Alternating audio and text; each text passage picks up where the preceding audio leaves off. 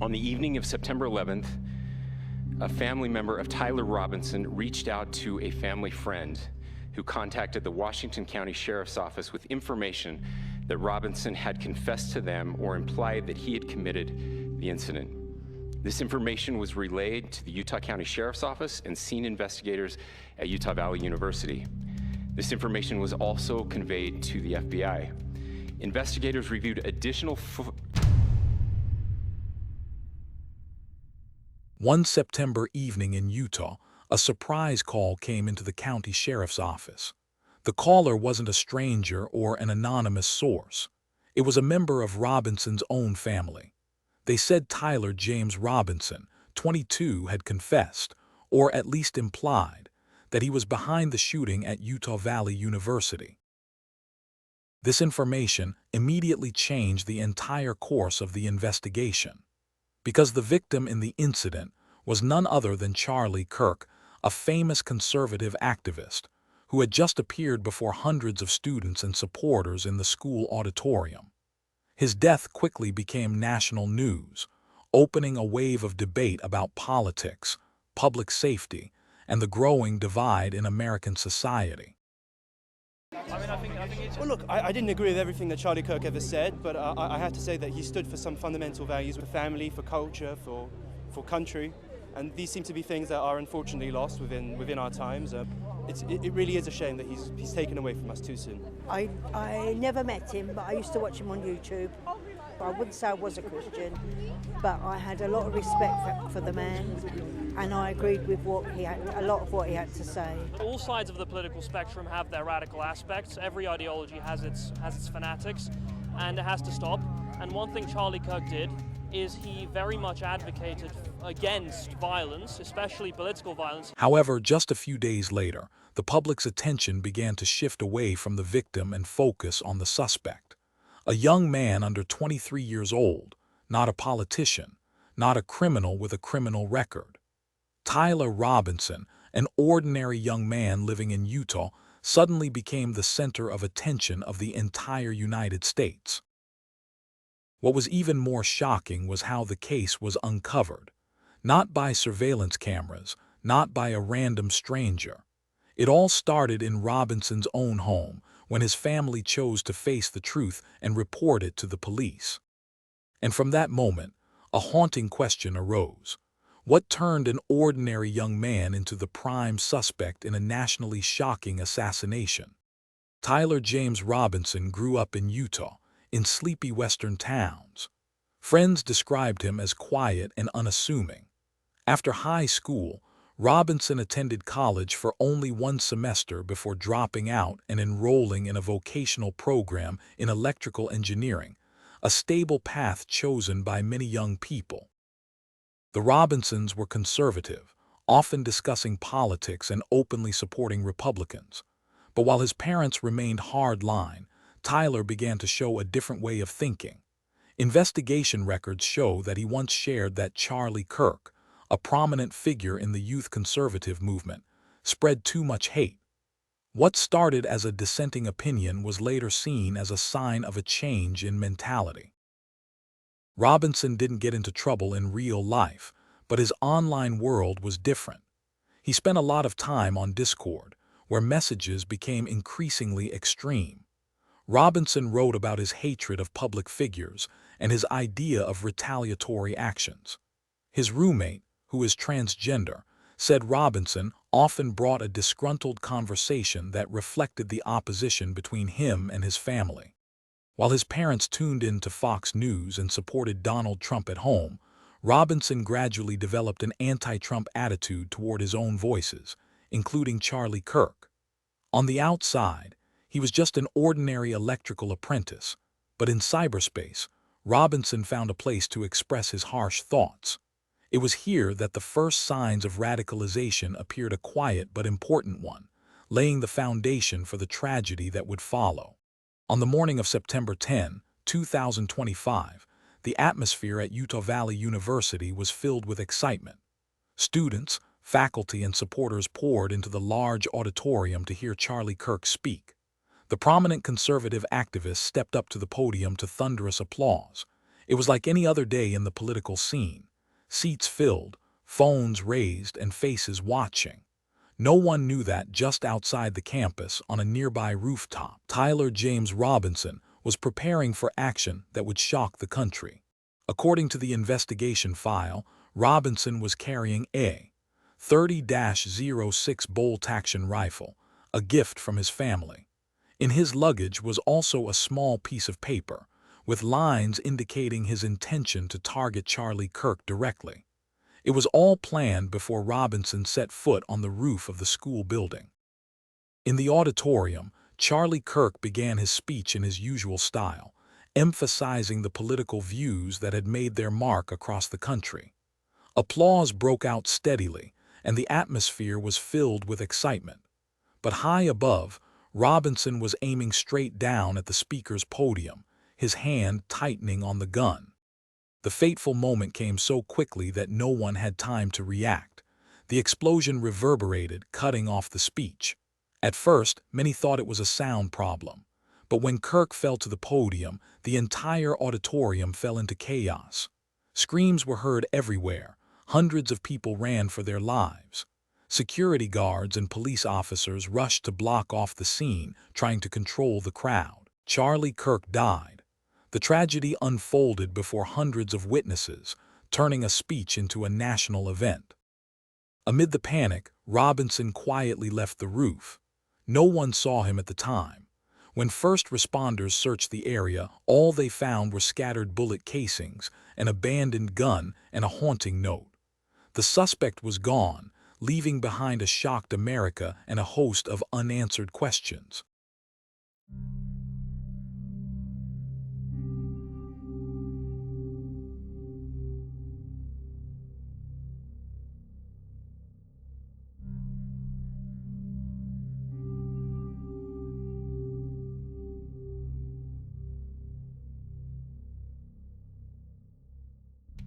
Immediately after the shooting on the morning of September 10, 2025, the Utah Valley University campus was immediately locked down. Emergency responders and local police units conducted a sweep of the area. When they reached the roof from which the shots had come, they discovered important traces: numerous shell casings scattered and abandoned, 30-06 bolt-action rifle, and several personal items. This was the first clue that the perpetrator had prepared a plan, not a spontaneous act. In the following hours, investigators rushed to collect security camera data from inside and outside the campus. One image captured a silhouette moving around the building where the gun was located. Although there was no live footage of the shooting, the blurry frames were enough for police to build a preliminary look at the suspect. Shortly after, the image was widely publicized, calling on the public to help identify him. This was the moment the case took an unexpected turn. When the photos appeared on television and in the news, the Robinson family immediately recognized them. The man in the photos was none other than 22-year-old Tyler James Robinson. For his parents, the moment was both painful and an inevitable turning point. The father chose to confront him. According to public records, he not only recognized his son, but he personally approached Tyler, confronted him, and demanded a confession. He also enlisted the help of a friend who had worked in law enforcement. Together, the two convinced Robinson that the only way left was to turn himself in. This detail makes the case special. It was not a random witness, nor a police chase, but the family who brought the suspect to justice. In an atmosphere of national shock over Charlie Kirk's death, the Robinson family's actions were seen as a major turning point, putting an end to the suspect's days on the run. Immediately after seizing the 30-06 bolt-action rifle and other evidence from the roof on the morning of September 10, 2025, the police knew they had the most important key. Forensic experts took all the evidence to the lab and conducted biological trace testing.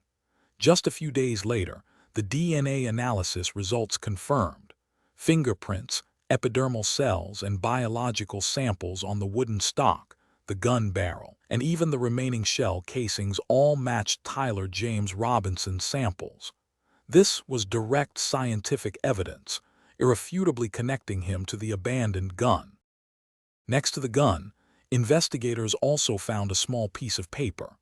On it, in scrawled handwriting, was written, "I had the opportunity to kill Charlie Kirk, and I'm going to take it." The brief note was described by prosecutors as a pre-action statement, a rare form of written confession. It proved Robinson did not act impulsively but was prepared, and clearly identified Charlie Kirk as the target. In parallel with the crime scene analysis, the investigation expanded electronically. They seized Robinson's phone and computer and mined the data. In a private Discord chat group, just one day after the incident, Robinson wrote, "It was me at UVU yesterday. I'm sorry for all this." The message quickly became public evidence, like an undeniable confession. Other chats showed that Robinson had repeatedly expressed dissatisfaction with political figures, especially Charlie Kirk. The FBI interviewed numerous members of the group, but no one else was charged. Robinson was determined to be the only one who committed the act. Robinson's roommate's testimony added weight to the case.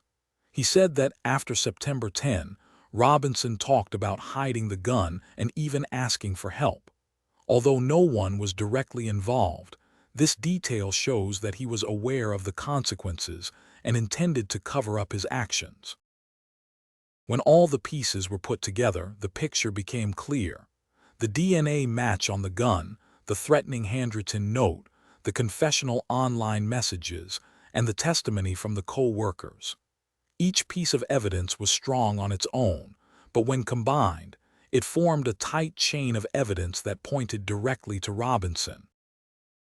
In press conferences, prosecutors emphasized, "This is one of the most solidly built cases they have ever worked with. There is no longer any room for doubt. The only question is no longer who did it, but how will Tyler James Robinson face the court and justice?" Just days after the tragedy at Utah Valley University, as forensic evidence and electronic data began to pile up, Tyler James Robinson had nowhere to turn. Utah police, working with the FBI, surrounded the Robinson family home in St. George. There, in a tense atmosphere, Robinson was arrested without any resistance. The arrest was quiet but solemn. A 22-year-old man walked out of his home surrounded by armed police, under the anguished gaze of his own family. Robinson was immediately taken to the Utah County Jail, where he was held in a high-security area without bail. The judge deemed the case too serious, and the evidence already available was strong enough to justify the decision. Constitutes a criminal offense, conceal or remove the firearm used to shoot Charlie Kirk, and the conduct that constitutes an offense would be a capital felony or a first-degree felony. Count 4, obstruction of justice, a second-degree felony. During the first days of his detention, the media noted that Robinson appeared in an anti-self-harm smock, a measure often used on inmates considered at risk of mental breakdown. On the morning of September 16, 2025, Robinson made his first appearance in the Utah County Courthouse. The hearing was held via live video conference from the jail. The image of the young defendant sitting quietly in his cell, listening to the prosecutor read the list of charges, immediately became the focus of national television. Although it was only an opening procedure, the event gave the public its first look at the man accused of one of the most shocking shootings of 2025. The list of charges facing Robinson is long and serious. The most prominent is aggravated murder, a crime that carries the death penalty. He is also charged with obstruction of justice for attempting to conceal his actions, witness tampering for attempting to influence testimony, felony discharge of a firearm for firing a gun in a criminal situation, and violent offense in the presence of a child for witness. Each charge is read slowly by the prosecutor, emphasizing the seriousness of each offense. During the hearing, the Utah Prosecutor's Office publicly announced that they would pursue the death penalty if Robinson was convicted. According to them, the political intent, the explicit note-taking, and the act of causing death in the middle of a public event were all particularly aggravating factors. This offense may carry the death penalty or pursuant to Utah Code 76.3-207.7, a mandatory term of imprisonment for life without parole, or an indeterminate term of not less than 25 years, that may be for life. The statement was immediately picked up by major news agencies such as AP and Reuters, emphasizing the historic nature of the case. Robinson remained silent in court. His lawyer would only confirm that his client had not filed a formal response. Robinson has not yet pleaded guilty. He remains no plea entered, meaning he has neither admitted nor denied the charges. The legal process will continue, including preliminary hearings, evidence reviews, and discussions between prosecutors and defense attorneys. Robinson's detention without bail and the threat of the death penalty has taken the case to a new level of tension. From a legal standpoint, the proceedings have only just begun, but the case has been firmly built. The entire United States is watching every step, waiting to see how Robinson chooses to face justice. From the morning of September 10, 2025, when the news of Charlie Kirk's death spread, the entire United States was shocked. Major news agencies such as AP, Reuters, CBS, and ABC simultaneously broadcast continuously, updating each new detail. Headlines on electronic newspapers and television were filled with images of the auditorium at Utah Valley University, where a political speech suddenly turned into a national tragedy. American public opinion was quickly divided. Many conservative voices called this an act of political terrorism, a prime example of the dangers of violence used to silence public opinion. Meanwhile, others saw the incident as a warning bell about the radicalization of young people, especially through the online environment, where ideas can be pushed too far. On forums and social networks, debate broke out. Which was the main cause, Robinson personally, or the social context that created it? Amid the public storm, the Robinson family found themselves at the center of another tragedy. They had lost not only their son in a public sense, but also the very people who had proactively turned him into the police. The press highlighted the father's courage, but also noted the terrible pressure the family endured, the scrutiny of neighbors, the criticism online, and the private pain of seeing their son at the center of a political case. Robinson's friends and acquaintances expressed shock. Many said they never thought he would be involved in such a shocking act, but others recalled that Robinson sometimes expressed harsh thoughts in conversation, especially directed at political figures. Such details, once dismissed as complaints, now appear as warning signs pieced together in the public eye. In less than a week, the case had grown beyond a simple criminal investigation. It had become a political, social, and family story, a tragedy America could no longer ignore. Tyler James Robinson, 22, was once just a young electrician in Utah. Now he faces the most serious charges under the American justice system, including the possibility of the death penalty.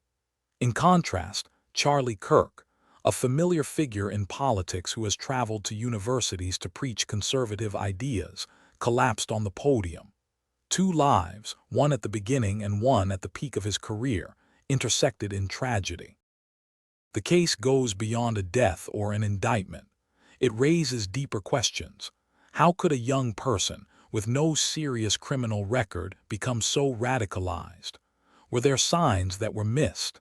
And more importantly, can society find a way to stop radical thinking before it becomes irreversible?